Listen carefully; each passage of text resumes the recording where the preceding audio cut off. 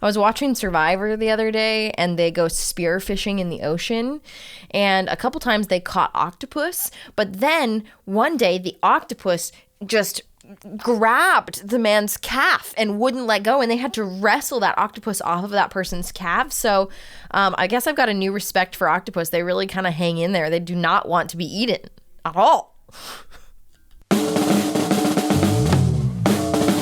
Hi, I'm Lacey J. I'm an entrepreneur who started a social media agency at age 22. Weird, I know. I've been niching it down and building it up over the last 11 years, and a long 11 years they have been. Being on social media so much is hard on my and my team's mental health, so we work to find routines, balance, and focus on ethics that keep us showing up authentically online. If you manage social media accounts and you feel confused, unfocused, or straight up wackadoo, welcome to the club. We meet here once a week. Hello, everyone. Welcome back. I am excited to have you here today.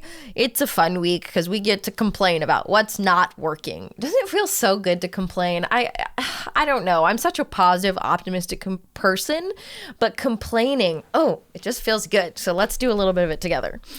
One thing that I'm finding not working on social media right now is too much of the same thing, okay? Especially on Instagram right now, there's this focus on Instagram Reels, right? Let's put out a reel a day. Let's put out, at least one video a day. But what I'm seeing is that if the videos that you're putting out are too similar in nature, maybe you have the same outfit, maybe it's the same setting, maybe it's the same emotion that's being evoked during it, people stop engaging after a little while. The engagement rate decreases after you've done two or more of the same type of video in a row.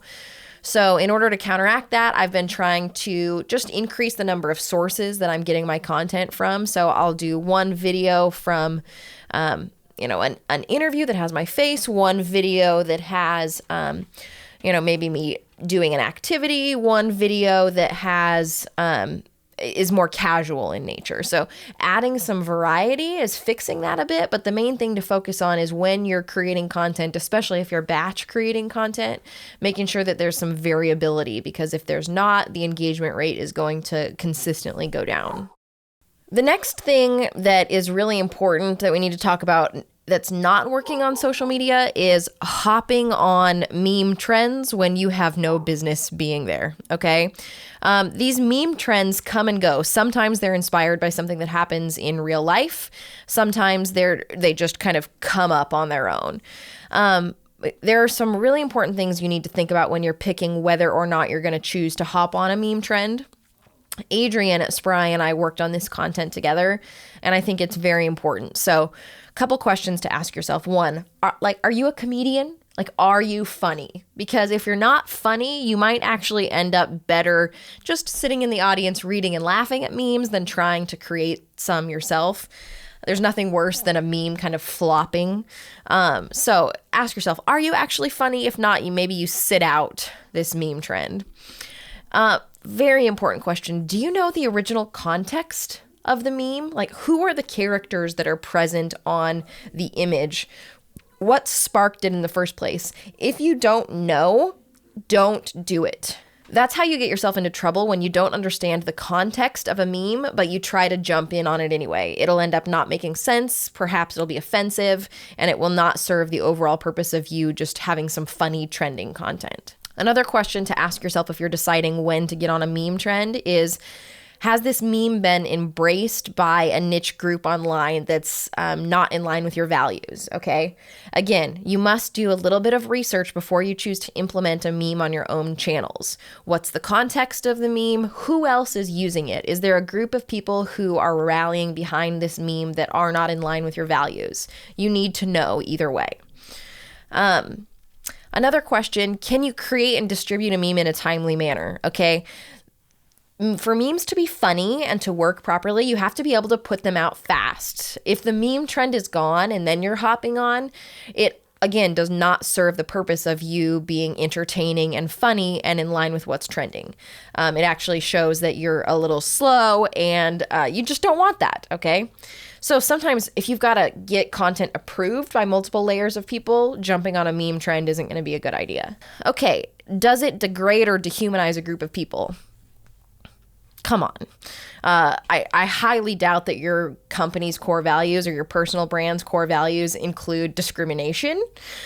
So when you're looking at a meme and you're deciding if you're going to use it or not, use a lens that is cautious, okay? Do not choose to use a meme if it degrades or dehumanizes any group of people. The last question that Adrian came up with, which I think is an important life question to ask yourself, is, are we profiting off of someone else's worst day? Okay. You look at a meme, it's funny, you laugh. Is it funny because it, inspires some type of joy and comedy, or is it funny because someone else is getting hurt by it and it's not you and you get to laugh at it from afar? Is that in line with your business values? That's for you to answer. But when you're choosing to decide if you're going to hop on a meme trend, ask yourself these questions. You do not want to be on the wrong side of this type of content. My favorite thing to complain about is Facebook support of any kind, okay? So one thing that is not working on social media right now is getting any type of support from the platforms themselves. It sucks. It's horrible. You get an ad flagged that says it has gone against community standards and that ad is rejected. You try to request a review. Sometimes it goes through properly. A lot of the times it doesn't. You get too many of those in a row, your whole ad account gets flagged. You try to connect with Facebook support, you get almost no help. You try another route, you get almost no help. Terry in Spry Space, which is our Facebook group, responded with this because she had a post that got flagged for going against community guidelines and community standards, but she couldn't find anywhere that said or detailed what it was about that post that went against the guidelines or standards.